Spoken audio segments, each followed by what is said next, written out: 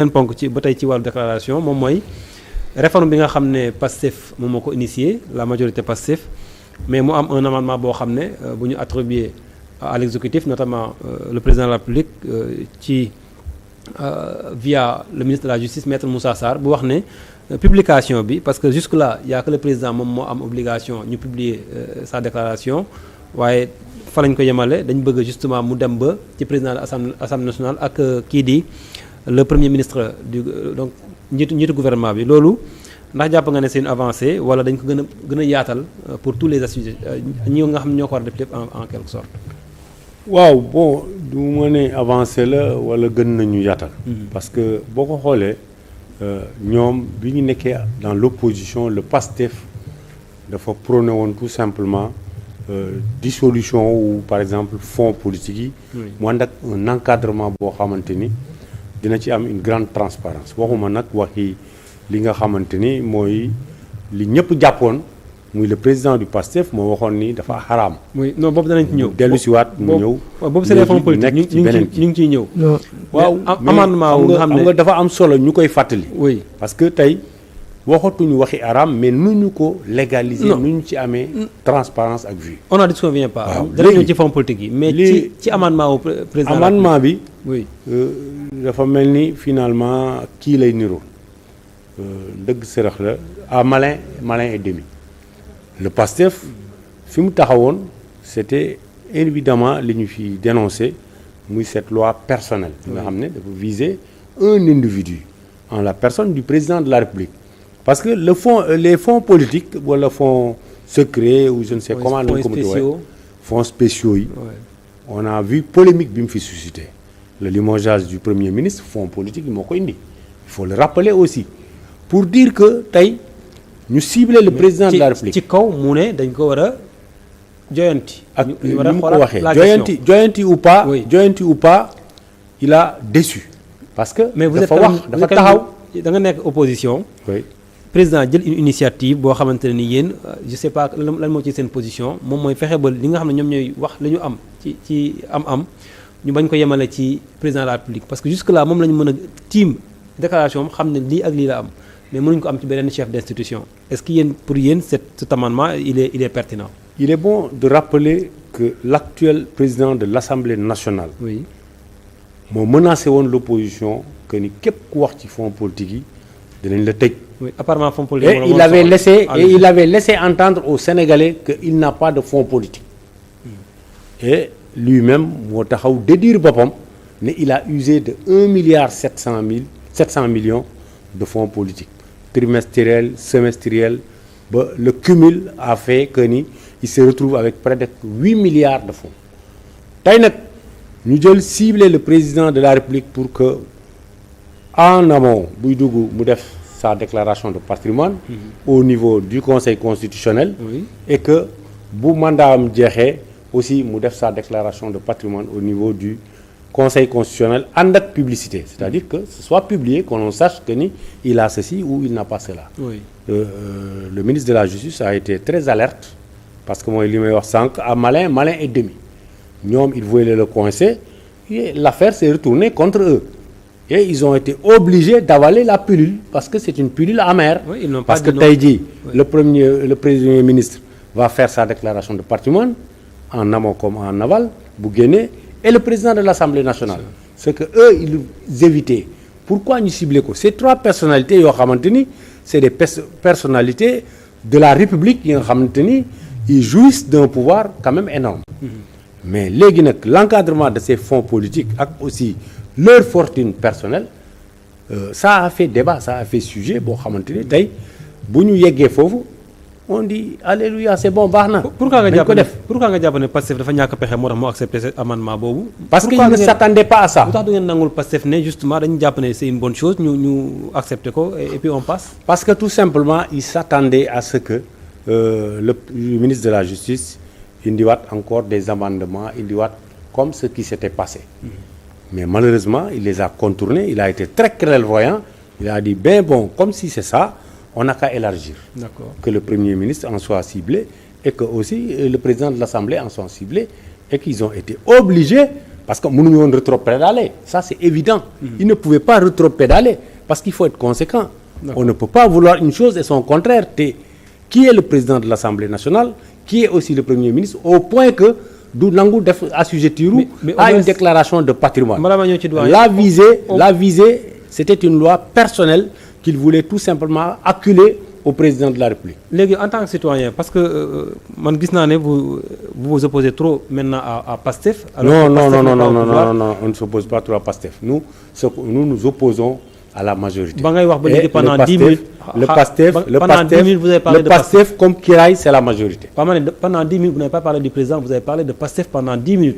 C'est le parti qui a amené actuellement le président l'amendement au pouvoir. A été fait par l'exécutif. Moo indi le pouvoir, moo indi le président Bassirou Diomaye Diakhar Faye au pouvoir. Mais au moins vous reconnaissez le mérite à la majorité de vouloir changer la façon dont on gère ces fonds politiques, au moins.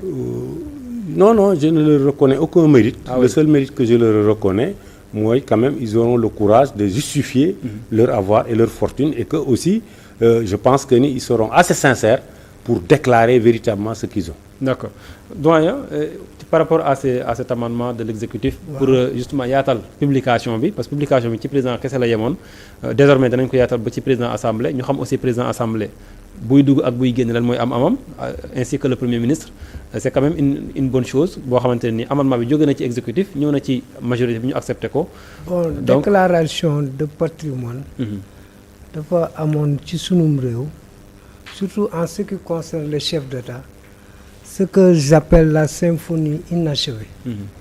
Pecc mu eggul woon lu tax mu doon pecc mu eggul woon que ça soit le président Wade Macky Sall ñi fi jaar ñëpp. Oui. On leur permet de faire une déclaration de patrimoine bu ñuy dugg la logique voudrait que booy génn nga def déclaration de patrimoine mais c'était pas prévu dans la loi moo tax président yooyu dañoo génn tranquillement dem France que le dem Maroc ñu jàpp seen ñàmbur nekk ci liñ nekk. Oui. mais dañu waroon def beneen pecc mu ma tudde pecc mu eggul aussi mooy dafa am ñetti pouvoir yu fi nekk pouvoir exécutif incarné par le chef de l'État ak pouvoir kii nu mu tuddati législatif ak pouvoir judiciaire. Oui.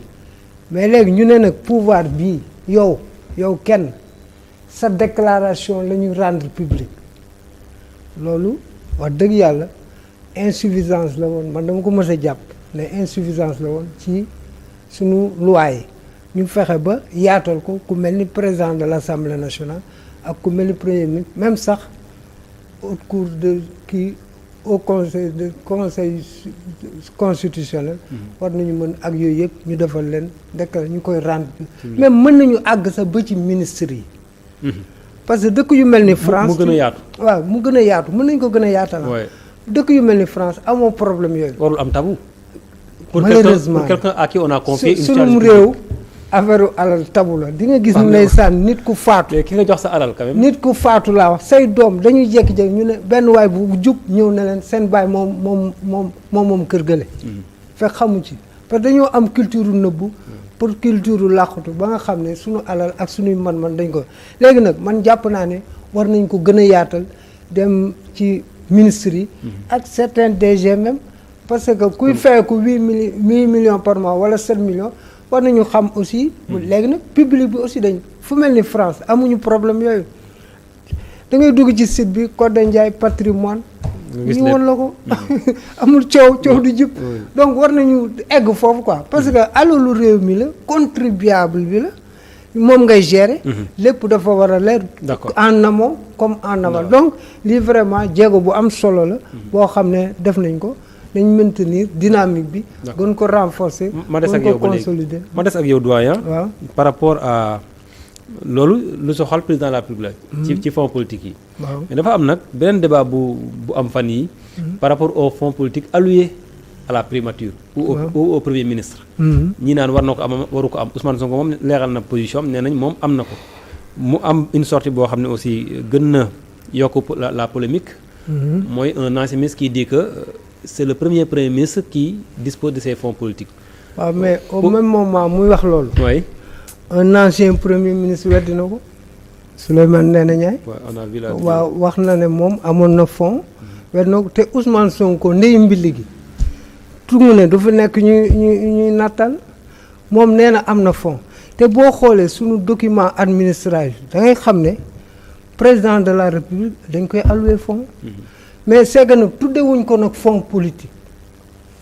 fonds politique amoo fenn ci këyitu Sénégal. waaw fooy tijji ba gis fa fonds bu ñu koy voté politique assemblée am na ay ci rubriques yu ñu koy budget ci tuddee. compte administratif mënoo tijji fenn ba fi gis fa fonds politique. lan lay wax fonds spéciaux.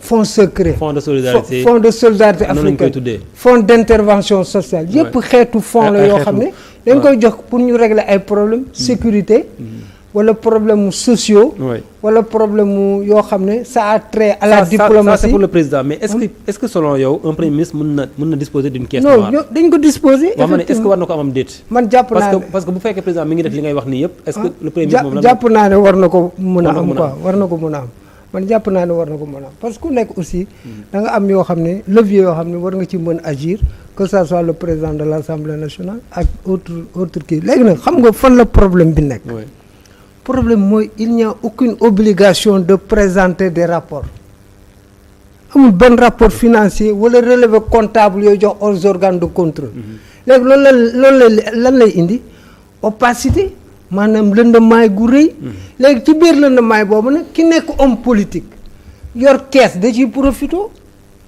profito lan lay def ay militants am lay alimenter lan lay def ay am ni jàmmam lay alimenter lan lay def ñu koy tagg ak a woy ñooñu lay jox alal ji. kon yow finalement kon yow pour yow amoo benn problème ci président am fonds politique. non man am problème léegi nag man li ma bëgg mooy sama yéene mooy.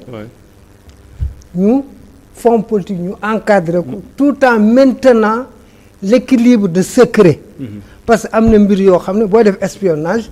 mënuñu ko révéler au grand public. mu am na yenn yooy def nii mënuñu ko révéler au grand public.